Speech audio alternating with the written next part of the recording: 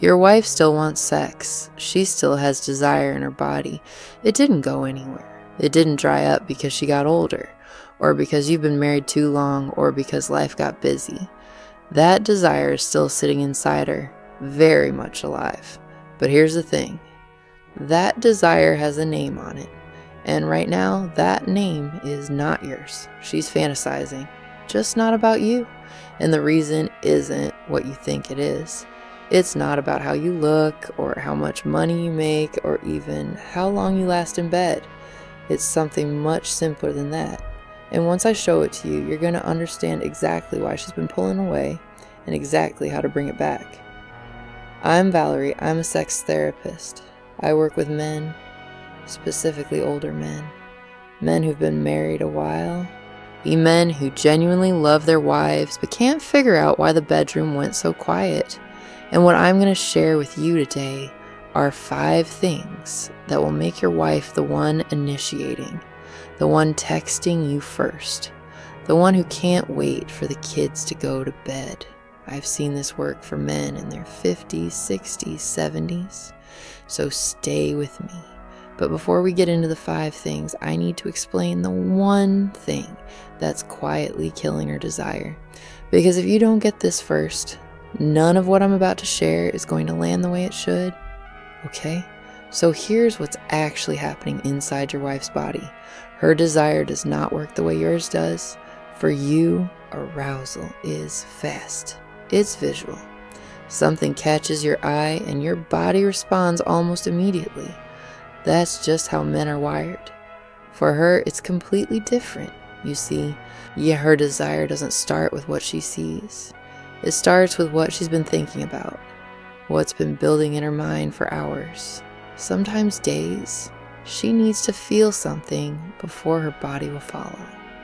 And what she needs to feel is tension, anticipation, that slow burn of not quite knowing what's going to happen next. Now think about it this way. You know why women read romance novels? Millions and millions of women. Why is that a billion-dollar industry? It's not the sex scenes. It's everything leading up to the sex. The looks across the room. The almost moments. The we can't do this, but I want to so badly tension that builds across 200 pages. That is what lights a woman up. That is her pornography. And in your marriage, that tension disappeared. You both got comfortable. And comfort, you see, is the enemy of desire. Now, here's the honest part. Most husbands, and I say this with no judgment, most husbands have accidentally trained their wives to associate them with zero tension. You come home, dinner happens, TV happens, and somewhere around 10 o'clock you roll over and reach for her, and she's lying there thinking, this man argued with me about the electric bill 2 hours ago, and now he wants sex. You didn't build anything. You didn't create any heat. You just showed up at the end of the day and expected her body to respond, and it won't. Not consistently. Not with any real hunger behind it. So that's what we're fixing today. These 5 things are about rebuilding that tension. Giving her something to think about. Making her desire have your name on it again. Alright, let's get into it. So the first thing, I'd start the seduction hours before you ever touch her. This is the one most men completely skip, and it's the most powerful one on this list. You see, seduction for a woman does not start in the bedroom. It starts in her head. Way before the lights go down. And if you're skipping everything that happens before nighttime and going straight to reaching for her at 10 o'clock, you're showing up to a fire you never lit. Now here's what I mean. Think about what happens inside a woman's body when she gets a completely unexpected message from her husband in the middle of the afternoon. A message that just says, I keep thinking about how you looked last weekend. That's it. Nothing more. Okay? To you that might seem small, but to her brain just switched on. She's reading it twice. She's thinking, What does he mean by that? What is he thinking about? And that question starts living in her head. She's at work, she's running errands, and it keeps coming back. And every time it comes back, something warm moves through her body. You started something, and you're not even home yet. Or here's another one. You're passing her in the kitchen. You lean in close enough that she can feel your breath near her ear. And you say quietly, "You have no idea what you're doing to me right now." And then you walk away. No look back. No waiting for her reaction. You just go back to what you were doing. And she's standing there in the kitchen wondering, was that a joke? Was he serious? Is something happening tonight? Now that wondering, that question sitting in her chest, that is where her body starts responding. You see, there's a reason why anticipation sometimes feels better than the actual event. Dopamine spikes during the build-up, not just during the reward. The waiting is part of the pleasure, and for women especially, that's true. By the time you walk through the door that evening, you didn't need to get her in the mood. She's been in the mood since 2 in the afternoon. Because you planted something in her head and let it grow all day. That's mental foreplay, and it is the most powerful thing on this list. Now, here's the problem. Most men who finally learn to plant those seeds, they immediately kill what they just built. And it always comes down to one mistake. The moment they feel any heat in the room, they pounce. And that's exactly where it all falls apart. So the second thing, build the tension and do not rush to kill it, okay? Now this one is going to feel wrong, but stay with me. Most men, the second they feel any kind of heat in the room, a certain look, a touch that lingered a little long, the energy shifting, they go for it immediately. And I completely understand that. If you've been in a dry spell, of course you move the second you see an opening. But here's what happens when you rush. You kill it. You see, the tension is the thing she's responding to. The tension is what's pulling her towards you. The second you resolve it, the second you lunge for it, it's gone. And she can feel it go. Alright, think about the beginning. When you were first with her. When everything was new. Remember that energy? That near-miss electricity. The moment right before the first kiss when time almost stopped. That wasn't just youth. Gosh, that was tension doing exactly what it's supposed to do. So here's what you do instead. When you feel that spark, you stretch it out. You're on the couch watching something together. She leans into you. Instead of immediately turning toward her and escalating, you run one finger slowly along her arm. And then you stop. And you go back to watching like nothing happened. Now she's sitting there thinking, wait, was that intentional? Is something happening? And in that space, that will it or won't it space, her desire is growing. You didn't give her what she wanted yet. And that gap you see is everything. Or maybe you're in the kitchen and the energy is there and you lean in like you're gonna kiss her. You get close, you hold eye contact, and then you smile slightly and say, "Not yet," and you walk away. I know. Every part of you is screaming to just go for it, but "not yet" is the most erotic thing you can say in that moment, because now she's not thinking about the grocery list. She's not thinking about whatever was stressing her out. She's thinking about you and when. You fed the fire slowly instead of smothering it. Now what makes all of this hit even harder is your touch. And most men have no idea they've been using it wrong. Not wrong like they've stopped. Wrong like they've forgotten what touch is actually supposed to do. So the third thing, touch her. Then pull away.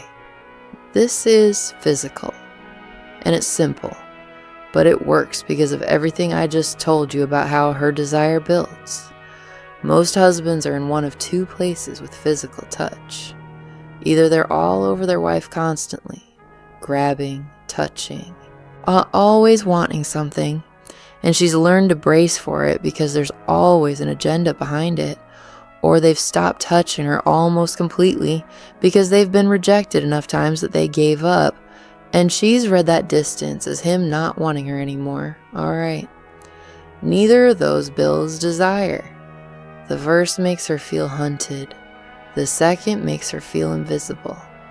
Here's what actually works. You touch her with intention, and then you take it away. You walk past her in the hallway and you put your hand on the small of her back. Let it stay for just a second. Then you keep walking. You're sitting together and you rest your hand on her thigh. Your thumb draws one slow circle. Then you pull your hand back and check your phone like nothing happened. You come up behind her while she's cooking. You brush her hair to one side and you let your lips just barely graze the back of her neck. Then you step back and say, "Smells good. What is that?" Completely normal. Like you didn't just do something. Now here's what's happening in her body. She's not thinking, "Oh, that was nice." She's thinking, "Why did he stop? I wanted more of that."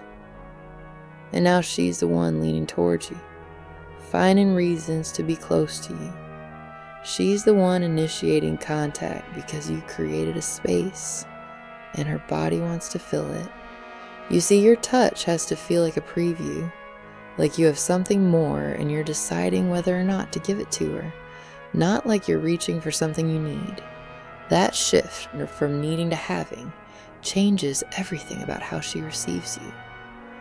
When a man touches a woman like he has all the time in the world, like he's in absolutely no rush, that is one of the most attractive things she can feel. It tells her body he's confident. He's not desperate. He's choosing her, not chasing her. And that energy, that's what brings us to something women will almost never admit, even to themselves. Now I need to pause here for a second, because the next 2 points go into territory I honestly can't fully unpack on YouTube. It gets explicit. It gets into the real mechanics of female desire. What's actually happening inside a woman's body and mind at this level. And this platform won't let me go there the way I want to. So I have a private newsletter. It's called Valerie Uncensored. And in there, I share the things I can't share here. What women actually fantasize about. What they want men to do to them and never ask for.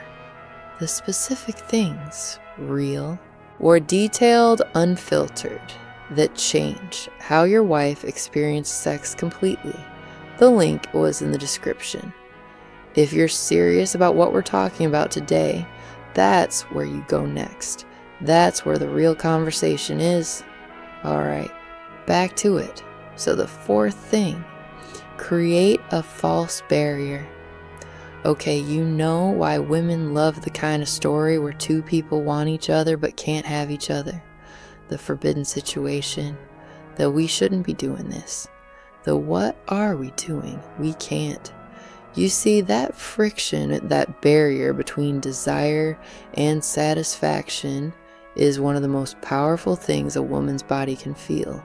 The wanting without immediately getting. It's electric. And in marriage, that feeling is almost completely gone. There's no barrier. Sex is always available, or at least the offer is always there. And when something is always available, it stops feeling exciting. It stops feeling like something she has to chase. So you create one. Now here's what that looks like. You're in the bedroom. Things are getting warm. She's clearly into it. And instead of going with it, you pull back slightly. You look at her and you say, "I have that early call tomorrow morning." Then you pause. You let her sit with that. Something in her brain just short-circuited. She's used to you being the one who always wants it.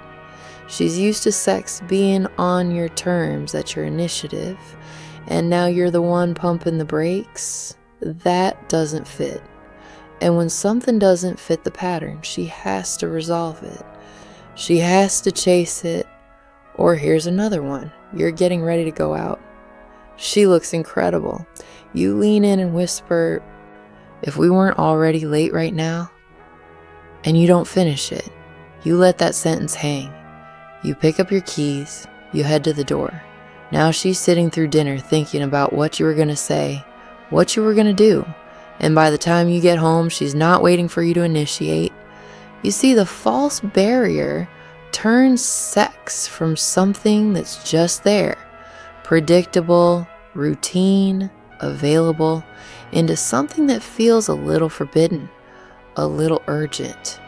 And that urgency is exactly what's been missing. Now, one thing I want to be clear about. There's a difference between a false barrier and just being cold or distant. This isn't about making her feel unwanted. You're doing this while there's heat in the room, while she can already feel that you want her. The barrier is a tease. It only works if the desire behind it is real and she can feel it. And when she can, when she's chasing that heat, chasing that forbidden energy, chasing you, that's when you need the fifth thing, because without it, she'll catch you and then let you go again. So the fifth thing, lead with quiet dominance. Now I know that word, dominance, makes some men uncomfortable. So let me tell you exactly what I mean. Not aggression, not control, not anything that overrides her choices or makes her feel unsafe. None of that. You see, I'm talking about something much simpler. A man who knows what he wants and is not afraid to move toward it. A man who makes decisions without asking permission for every single one. A man who, when the moment is right, leads instead of waiting to be led.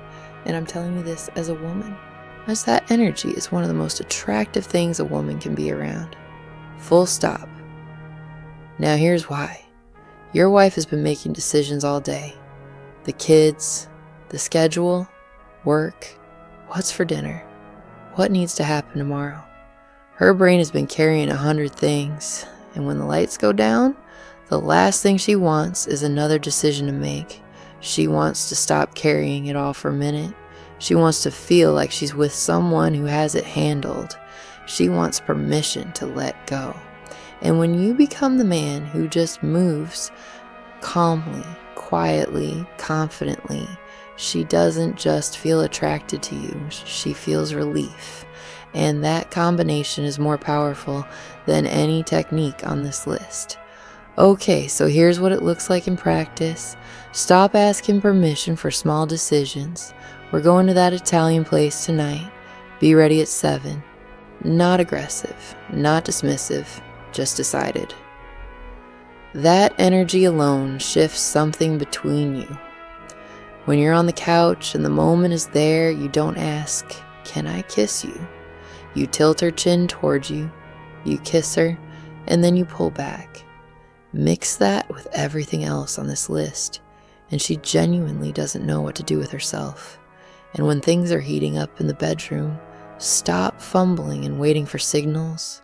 Guide her, move her, tell her what you want. Short, calm, certain. Come here, turn around, look at me. Not barking orders, not performing. Just a man who knows what he wants and is comfortable enough to lead. You see, that's quiet dominance. Confidence that doesn't need to announce itself. And women are starving for it. Now here's the honest truth about what happens to desire in a long marriage. What kills it for her isn't familiarity alone. It's that somewhere along the way, you stopped leading. You started asking permission for everything. You started shrinking. And every time you shrank, something in her body registered it. Not consciously, but it registered. And her desire followed. You want it back? Lead her back to it. You're not going to talk her into wanting you. You're not going to guilt her into it. You're going to become the man she can't stop thinking about. And she's going to come to you, okay? Let me pull this all together.